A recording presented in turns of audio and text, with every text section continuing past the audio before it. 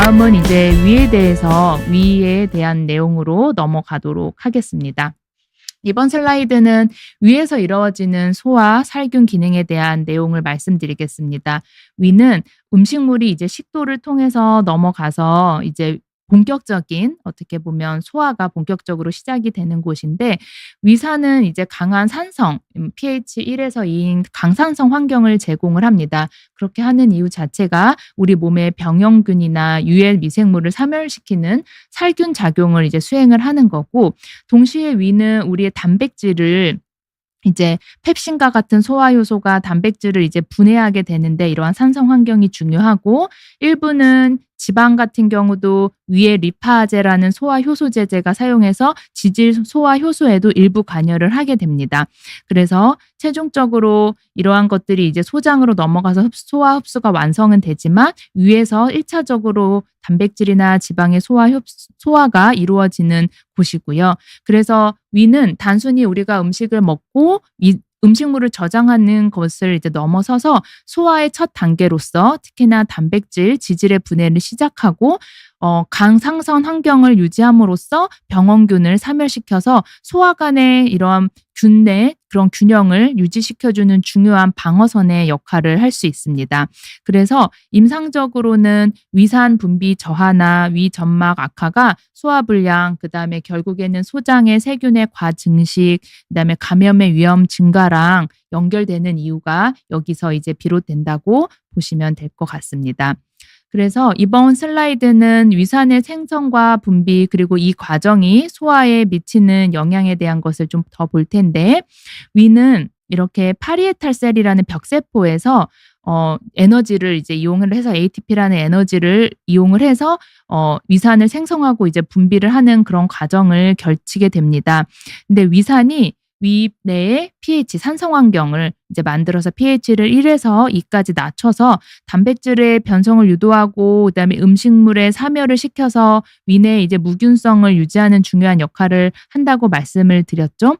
그리고 위산의 단백질의 소화 효소가 펩시노겐을 펩신으로 또 전환을 시켜서 소화를 이제 해주는 그러한 단계를 촉진하는 역할을 하게 됩니다.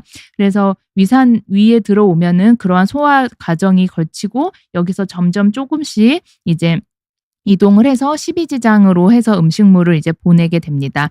12지장에 이제 도착을 하면 여기에서 이제 산성 물질과 합해진 이런 카이민이 이 12지장에 도달을 하게 되면은 알칼리성 점액과 이렇게 섞여서 중화가 된 다음에, 그다음에 본격적인 소장으로의 소화, 그다음에 흡수 단계로 이어지게 됩니다. 그래서 앞서서 이미 말씀드렸지만, 위산은 단순히 이제 산성을 유지시켜 주는 게 아니라 그로써 단백질의 소화, 그다음에 병원균의 방어, 그다음에 이 12지장으로 넘어가서 소화가 잘 이루어지게 하는 그런 첫 단계에 이러한 역할을 한다라고 말씀드릴 수 있겠습니다.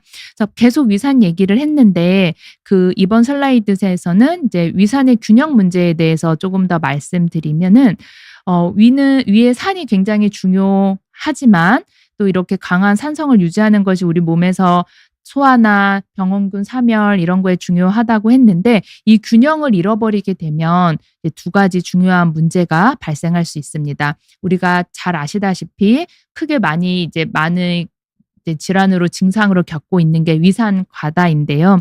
위산이 과도하게 분비가 되면은 속쓰림, 위염, 위식도 역류 질환, 심한 경우에는 위궤양, 그리고 12지장 궤양으로 이루어질 수 있습니다. 왜냐하면 과도한 산성 환경이 점막을 손상시키고 이제 염증을 유발할 수 있어서 위장관 질환의 중요한 원인이 될 수 있고, 또 반대로 그런데 그런 위산이 또 너무 저하가 된다면 당연히 단백질의 소화가 불완전해지게 되고, 그 산성 환경을 충분히 유지시키지 못한다면 세균의 사멸이 완벽하지 않아서 그 세균이 위해를 통과해서 소장까지 그대로 내려가서 소장의 세균의 과증식 같은 문제를 유발할 수 있습니다.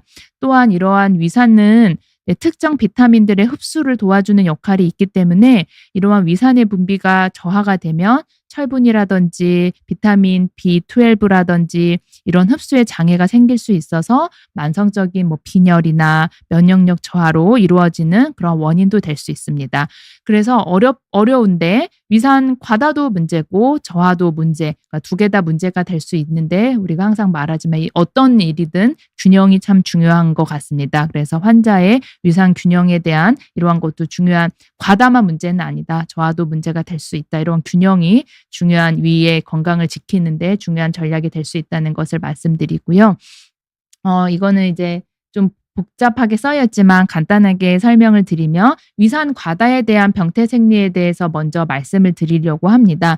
그래서 위산 과다, 우리 몸에서 위에 산이 과다되는 것은 다양한 원인에 의해서 이제 발생이 되고 결국에는 위식도 역류 증상과 관련이 있는데, 이제 위식도 역류 증상은 이제 위 내용물이 식도로 역류하면서 다양한 증상, 속쓰림, 식물 역류, 그다음에 뭐 식도염 뭐 이런 것들을 유발을 하게 되는데, 그러한 기전을 보면은 아까 말씀드린 위에는 그 산 포켓, 엑시드 포켓이라고 해서 위산 주머니가 있습니다. 그런데 이런 식사 후에 이런 산성 주머니가 하부 식도의 관략근과 접촉을 하면서 이제 식사 후에 그 위산이 역류되는 증상을 유발할 수 있는 것이 핵심 원인 중 하나인데, 그러면 왜 유발되냐? 이 하부 식도의 관략근이 약해지는, 기능이 이제 압력이 감소되거나 이런 기능이 이상이 되면은 위산이 이런 식도로 역류가 되는 가능성이 높아지게 됩니다. 그래서 요 평균 압력이 낮아지는 그러한 경우,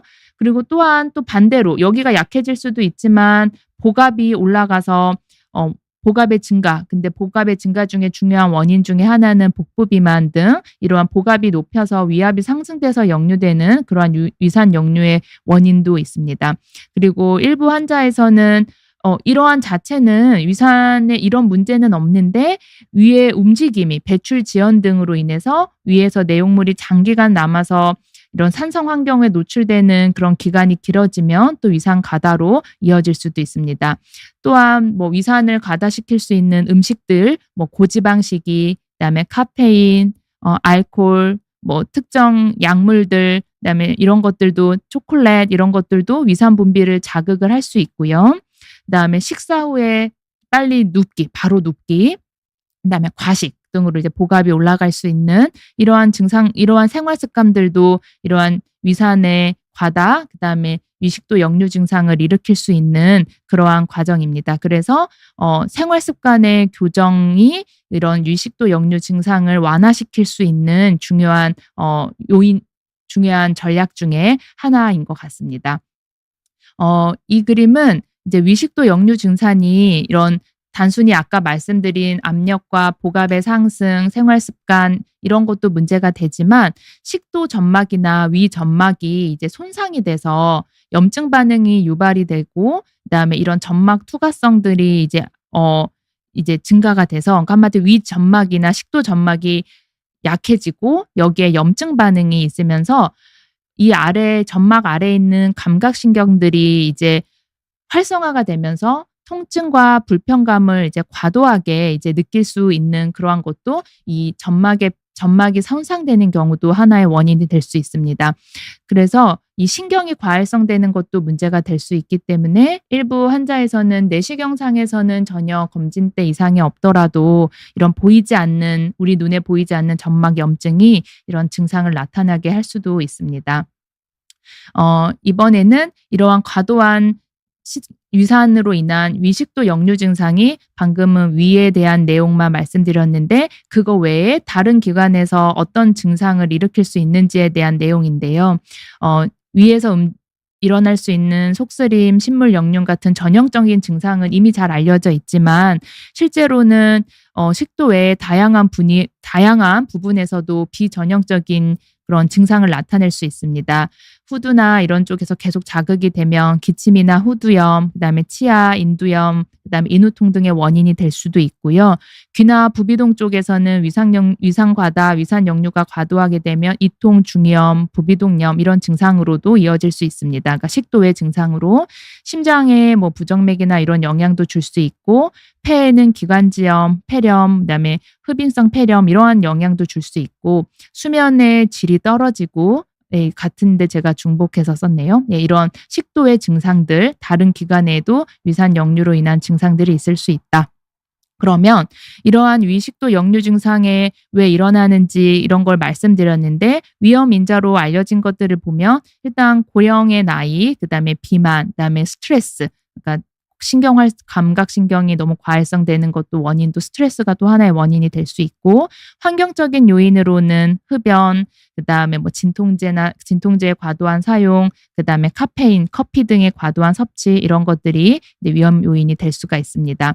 그래서 위식도 역류 질환 환자들을 위한 생활 습관 교정에 대한 것이 이제 뭐 유명한 애니제임이란 저널에서 쭉 정리를 한 것을 가져왔는데, 일단은 취침 3시간 전에는 음식 섭취를 피하고 이제 수면 위생을 잘 지키는 것, 알코올이나 카페인, 탄산음료, 흡연 등 위산 분비를 악화시킬 수 있는 것은 피하는 게 좋겠고, 이제 복부 비만은 피해서 적정 체중을 유지하는 것, 그다음에 증상이 있는 경우에 머리 부분을 올려서 이제 머리 부분을 올리고 주무시는 것, 주무시는 자세, 그다음에 식사량은 과식을 피하고 미식도 증상이 있는 경우 소량을 유지하는 것도 도움이 될 것 같고요. 매운 음식이나 고지방 음식을 피하고 식후에 즉시 눕거나 낮잠을 자는 것, 식후에 바로 눕는 거, 이런 거를 피하는 게 좋고요. 여러 가지 식이 유발 요인들은 피하는 게 좋다고 되어 있습니다. 그리고 복압을 올릴 수 있는 몸에 깎이는 옷 등을 피하는 게 증상 호전에 도움이 될 것 같고요.